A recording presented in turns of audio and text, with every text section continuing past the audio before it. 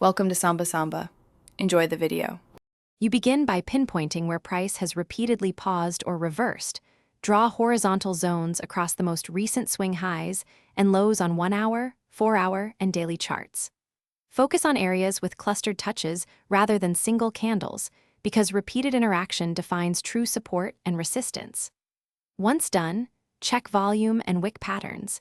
Heavy volume at a zone or long candle rejections increases its reliability. Make sure to label each zone and note the time frame. That context guides your next setup. Now validate those preliminary zones by inspecting candle structure and recent price behavior. Look for pin bars, inside bars, or engulfing patterns that show rejection.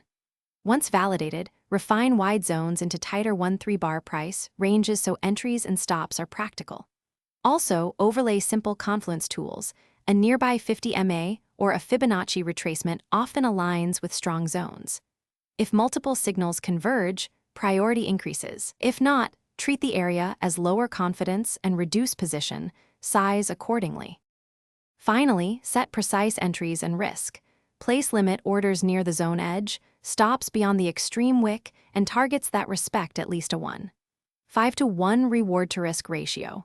Once executed, trail stops to lock profits when momentum confirms your bias and scale out partial positions if needed. If price slices through a zone without retesting, treat that as a break. Either flip bias if momentum supports it or step aside until a clear retest appears. Troubleshoot by reducing size and reassessing timeframe alignment when signal.